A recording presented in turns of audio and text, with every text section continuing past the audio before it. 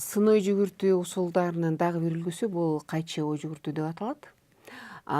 Бул дагы бурчтар сыяктуу бир талаштуу деген маселенин үстүндө талкуу жүргүзүү жана жеке көз карашты коргой билүү, ага далил келтире билүү, аны негиздүү коргоо, ошол эле учурда башкалардын дагы меникине окшобогон, меникине каршы келген көз карашын түшүнүү менен, сый менен кабыл алуу, ага каршы пикириңди дагы мындай тилдик маданиятты сактоо менен билдирүү болуп эсептелинет. Бул ушул бурчтар ыкмасынын менен жалпы жагы. Ал эми айырмасы эмнеде? Айырмасы бул жерде дагы жада белгилүү бир тема боюнча материалды өздөштүргөндөн кийин, жетиштүү маалымат алгандан кийин балдардын алдына бир көйгөйлүү деп эсептелген талашты жаратат деген бир ырастоону, бир жактуу эмес, баары макул болот деген эмес, же болбосо бир суроону алып чыгыш керек да. Дагы эле айта турган нерсе, мугалим буга дагы даярданышы керек. Баардык эле ырастоолорду алып чыга берүүгө болбойт, кайчы ой жүгүртүү ыкмасын колдонуш үчүнчү. Ошон үчүн бир даяр ырастоо болобу, макал болобу элдик, же бир бирөөнүн көркөм чыгармадагы бир адамдын каармандын образын бир туруктуу бир берилип калган баа бар да, мисалычы. Ошону силер дагы азыркы көз караштан алганда ошо туура деп ойлойсуңар же туура эмес деп ойлойсуңарбы, ар тараптан караса болот. Ошону алып чыгып балдардын астына коесуздар. Муну графикалык түрдө түзсө болот, балдарга мисалы таблица түзүп алууга десеңер болот. Баягы негизги ой же болбосо негизги суроо дептердин башына жазылат, же болбосо тактага жазылат, кагаздын бетине жазылат. Кагазды экиге бөлүп, бир жагына сөзсүз түрдө ооба ушуга макулмун деген ойду жазыш керек. Ошону ырастай турган сөздөрдүчү, мисалы, ооба мен макулмун, анткени мындай деген. Сөзсүз түрдө баягы убакытты чектөө, ишти уюштуруу жагы мындай так болуш үчүн ооба деген ошол ойду ырастоого макулмун дегенге бир 3 далил жазыш керек. Бир эле окуучу, бир эле студент ошол ойго каршы деген дагы бир 3 далилди, негизди жазыш керек. Бир жагына мындай, ооба бул туура, экинчи жагына бул мындай эмес дегенчи. Мындай бир аргументти жазыш керек. Муну белгилүү убакыттын ичинде аткарса болот, мугалимдин айткан убакыттын ичинде. Анан балдар жазып бүткөндөн кийин мугалим сурооттош айтканда, сенин макул, ушуга макулмун дегенге кайсы аргументиң бар, ушуну жактап, ушуну ырастай турган аргументиң кайсы деп ошону айтып бериш керек. Ошол эле баладан сураш керек, ушуга каршы келе турган аргументиң кайсы депчи. Ал өзүнүн каршы оюн жазат. Бул бир мындай бир этикалык бир суроо жаралат мугалимдерди эле, балдарды элечи, эгерде ушул ойго макул болсом, мен макулмун деген оюмду далилдегенге бир сөздөрдү айта алам. Анан эгер мен ага макул болсом, кантип каршы далилдерди келтире алам деген болушу мүмкүн да. Бирок бул мүмкүн, себеби деген силер балдарга мындай туура тапшырманы берсеңиздер, ал аткарат. Ооба, оюңуздар балким макул же макул эмес десеңер, бирок силер өзүңөрдүн оппоненттериңердин дагы айта турган оюн да биле аласыңар да туура, алдын алачы болжоп биле аласыңар да. Мен мисалы кышты жамандайм, анткени суук, туура, үшүйсүң, ооруйсуң да.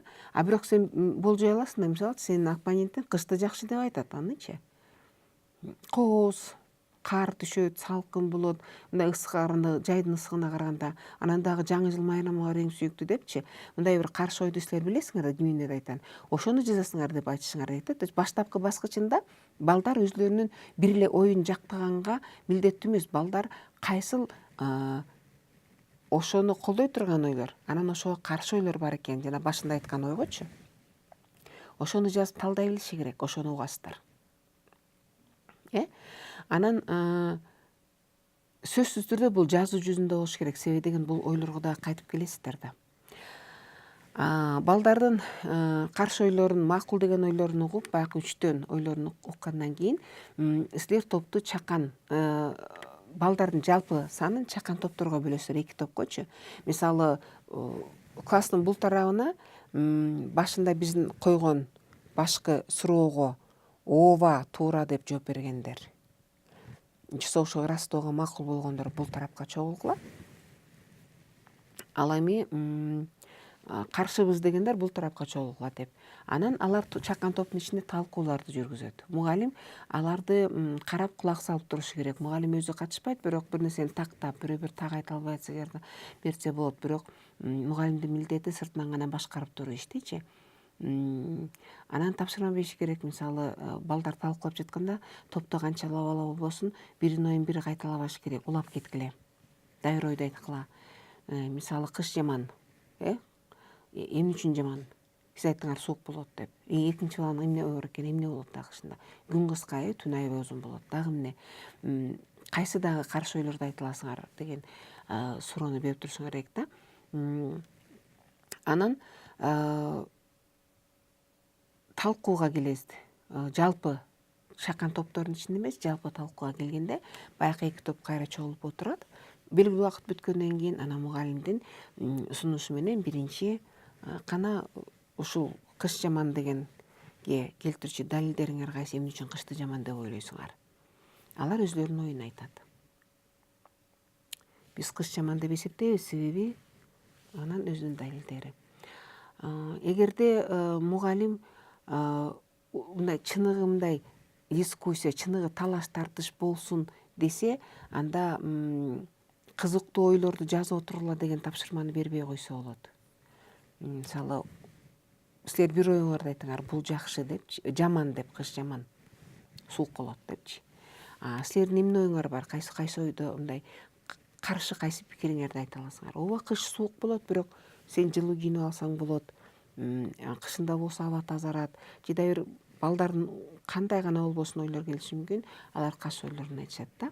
Бул жерде ызычуу болуп кетет, чаржайт болуп кетет дегенден коркпош керек. Сөзсүз түрдө балдар сүйлөшү керек, кандайдыр ишаратты кылат, кандайдыр сезимге берилип айтат. Бирок ошол учурда баягы тилдик маданият деген бар, эл менен сүйлөшүү деген маданияттын эрежелери бар. Бир сылык сөздөрдү айтыш керек, одоно сөздөргө жол бербейт деген, ал бардык сабактарда айтылып келиш керек. Ошон үчүн аны дагы ушундай көндүмдөрдө балдар өрчүтөт, өзлөрү да билет, өзлөрү да сый мамиле кылышат. Анан акырында жыйынтыгында талкуу бүткөндөн кийин жанагы кайсы оюңар калды? Силердин да кошо турган оюңар барбы? Деп сурап туруп, анан баягы эки тараптын тең аргументтери бүтүп, далилдери бүткөндөн кийин сураса болот. Мисалы, бул тараптан бул тарапка кошулам дегендер барбы? Мындай жаман көрүп атам дегендер, жок, кыш жакшы эле экен деп мындай ынангандар барбы? Деп эки топтун мындай эки жакка өтүп кеткендер да адамдар болушу мүмкүн. Эмнедеримди билбей калдым, мен мурда мынтип ойлоп аткам, көрсө мындай да экен деп бир эки ача жолдо, орто жолдо калып калгандар да болушу мүмкүн да. Ал да кызыктуу, себеби балдар сөзсүз эле бир ойду кармаш керек деген жок да. Анан ушундай балдар ар ким өзүнүн ою, пикири менен чечишип алгандан кийин жыйынтыктоо ишти берсеңиздер болот. Көп учурунда менин практикамдан, негизи эле педагогикалык жалпы практикада кайчоо жугурттун акыры негизи жеке жазуу иши менен аяктайт. Айтасыздар, балдар, ушул мына баланча деген маселени талкууладык, кыш жаманбы деген талкууладык. Ар кимиңиздер өзүңөрдүн оюңуздарды айттыңар, өзүңүздөр далилдүү, башка каршы ойдо турган адамдардын далилдерин да уктуңуздар. Эми аныктап алдыңар, кайсы ойду карманасыңар? Кыш жаман же кыш жакшы, же кыш жакшы да жаман да деген да бар. Көбүрөөк кайсы ойду карманасыңар? Ошол боюнча силер ушул темада өзүңөрдүн оюңарды кыскача жазгыла. Же болбосо кенен жазып бергиле дегиле, ал силердин максатыңарга жараша болот. Эмнени көздөп атасыңар? Ушул иш аркылуу балдар өзүнүн оюн жазуу түрүндө кенен айтып бере алат бекен?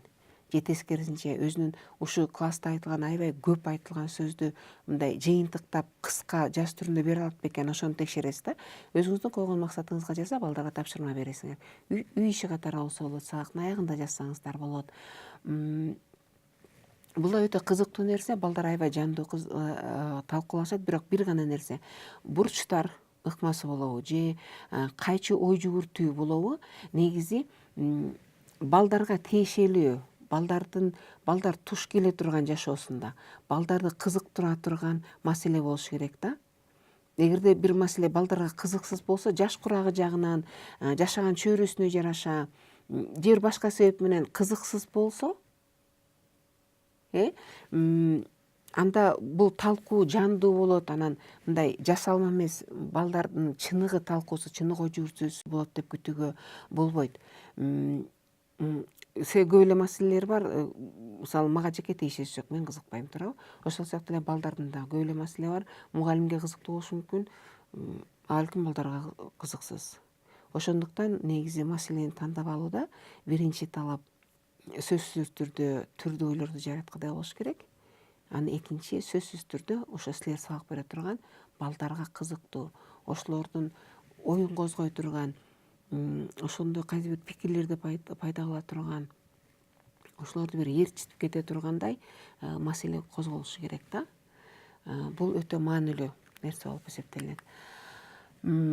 Анан дагы нерсе болот, балдардын даярдыктары ар кандай, тилдик сабак болобу, тилдик даярдык болобу, же жалпы эле билим деңгээли төмөн болобу, же кептик тажрыйбасы төмөнбү, кайчоо жүгүртүүгө келгенде жазуу ишин жазганда жөн эле мындай жазгыла деп айтып койгондо кээ бир балдар жаза албай калышы мүмкүн. Ошондуктан жазуу ишине мындай кыскача бир схемасын берсеңиздер болот. Мисалы, биринчи менин көз карашым кайсы, ооба мен макулдун жазыш керек, кыскача негиздеш керек.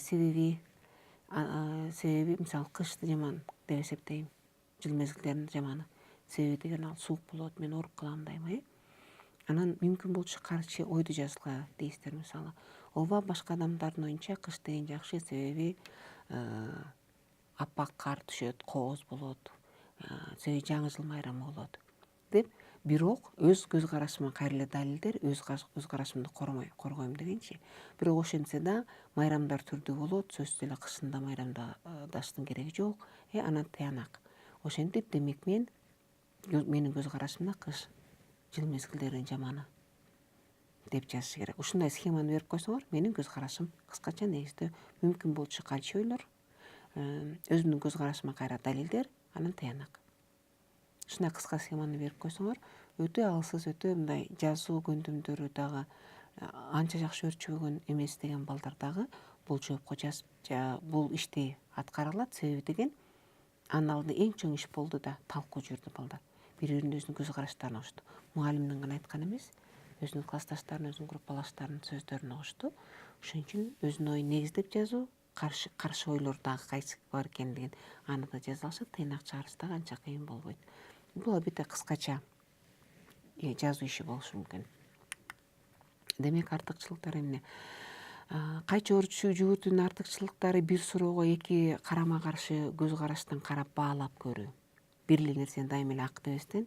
Себеби жашоодо көп нерселер бар да, көп көрүнүштөр бар. Адамдардын бир өзгөчөлүктөрү, мүнөздөрү бар. Көп азыркы техника өрчүп атат, техниканын да жакшы жагы, жаман жактары бар. Туурабы, тамак аштын жакшы жаман жактары бар.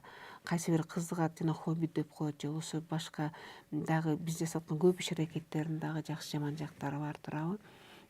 Ошолорго бала ушул мисал аркылуу ар кайсы көрүнүштөрдү, ар кайсы нерселерди, ар кайсы адамдарды мындай эки карама каршы көз карашта карап баалаганга үйрөнөт. Анан ошол аркылуу кайсынысы артыгыраак экен, кайсы жагы жакшыраак экен, пайдалуураак жагы кайсы экенин ошондо аныктап билет. Экинчиден, ушул далилдөө, негиздөө, ушундай талкуу аркылуу өзүнүн көз карашын ишеничтүү коргой алат, өзүнүн көз карашына бекем ишене алат. Экинчи, анан башка кандай да ойлор бар экенин билет. Мисалы, мен дайыма эле кышты жакшы эле деп жүрө берем, а бирок көрсө бирөөнү жакпай турбайбы, эмне себептен экенин билем, башка ойлордун да билем. Демек, бул аркылуу мындай сын ой жүгүртүү, анан сын ой менен тыянак чыгаруу, билип, ойлоп, түшүнүп, өзүнүн аң сезими менен тыянак чыгарылат да. Анан дагы эң маанилүүсү бул кептик көндүмдөр, кеп куруу, талкуу жүргүзүү, талаш тартыш жүргүзүү, өзүнүн оюн коргоо. Ошол учурда бирөөнүн айтканын дароо эле четке кагып жок деп салбай, ошону дагы түшүнүүгө аракет кылуу. Аны кабыл алуу, кабыл албоо адамдын өзүнүн иши, бирок башка кайсы ойду да угуп билүү, ошону да кабыл алуу.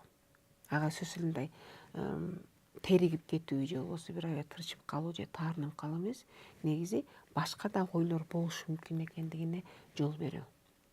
Ошону да кабыл алуу, бул дагы көп чоң маанилүү, өтө олуттуу, керектүү көз караш болуп эсептелет.